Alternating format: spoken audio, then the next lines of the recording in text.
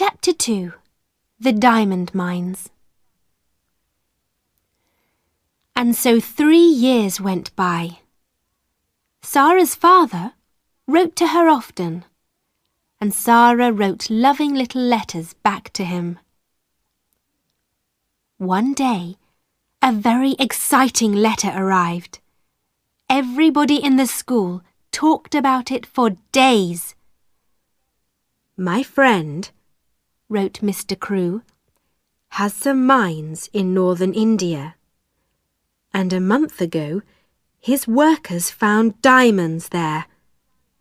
There are thousands of diamonds in these mines, but it is expensive work to get them out.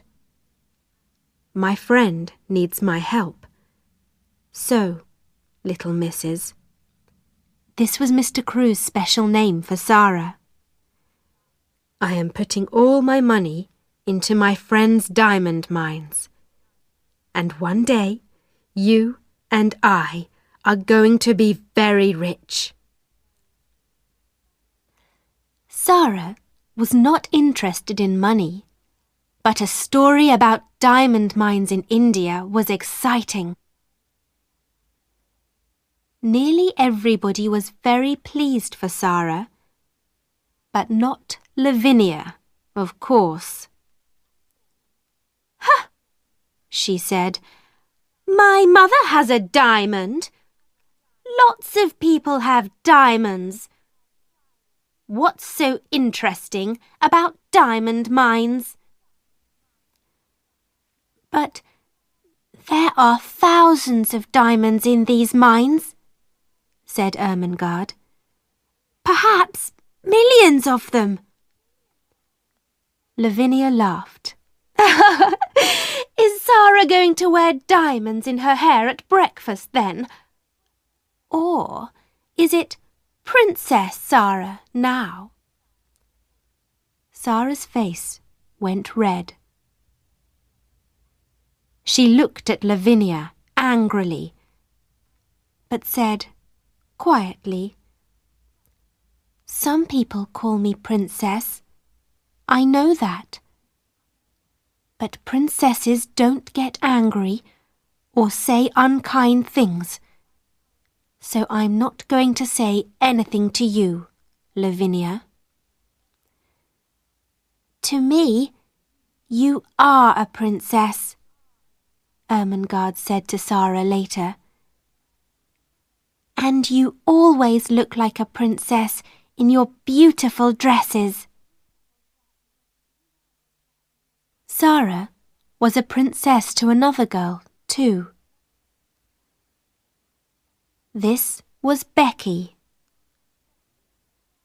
She was a servant in Miss Minchin's school, and she was only 14 years old, but she worked all day and sometimes half the night. She carried things upstairs and downstairs. She cleaned the floors, she made the fires, and she was always tired and hungry and dirty. She and Sara had very different lives. But one day, Sara came into her bedroom, and there was Becky, sleeping in a chair. "Oh, you poor thing," Sara said. Then Becky opened her eyes and saw Sara. She got up at once.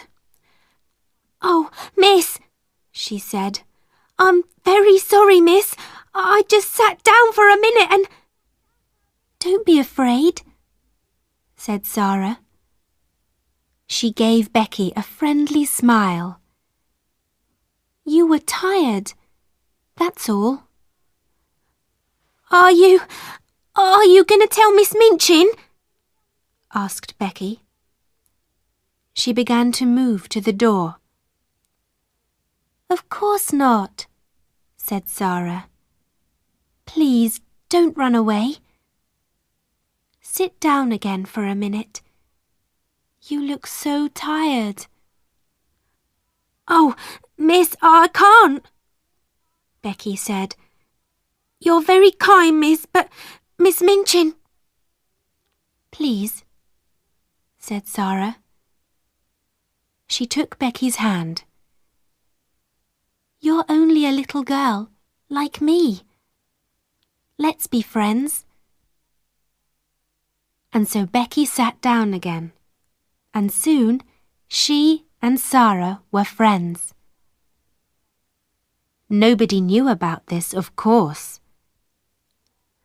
Rich little girls at Miss Minchin's school did not make friends with servant girls, and it was a wonderful thing for Becky. Nearly every day, she and Sarah met in Sarah's bedroom, just for 5 or 10 minutes. Becky was always hungry, and Sarah often bought nice things for her to eat. They sat and talked, and sometimes Sarah told Becky some of her stories. Becky loved that. Oh, miss, she said, you tell them so beautifully. Sometimes I like your stories better than things to eat. And after those visits to Sarah's room, Becky always felt better. Not so tired and not so hungry. Some months later, Sarah had her 11th birthday. Lessons stopped for the afternoon, and there was a big party for all the girls in the school. This party is expensive for us, Miss Minchin said to her sister, Amelia, but it looks good for the school. That afternoon, there was a visitor to the school, Miss Minchin's lawyer. He went with Miss Minchin into her office, and they closed the door. In the schoolroom next door, there was a lot of noise from Sarah's party. Everybody in there was very happy. But in the office, Miss Minchin was not happy. She looked at the lawyer angrily. What are you saying? Mr. Crewe has no money? What about the diamond mines? There are no diamond mines, said the lawyer. Well, there are mines, but there are no diamonds in them. But Mr. Crewe's good friend, began Miss Minchin. Mr. Crewe's good friend, said the lawyer, ran away with all Mr. Crewe's money. Ralph Crewe was ill with a fever, and when he heard about this, he got worse. A week later, he was dead. Dead? Cried Miss Minchin. But what about his daughter, Sarah, and this expensive birthday party? Sarah Crewe has no money, said the lawyer. Not a penny in the world, Miss Minchin. Not a penny. She must leave my school at once, Miss Minchin said angrily. She must go, this afternoon. Where? Said the lawyer. Out into the streets? An 11-year-old girl? That's not going to look very good for your school, Miss Minchin. Miss Minchin's face went red. You can't put her out in the streets, said the lawyer. He stood up. But perhaps she can work for you.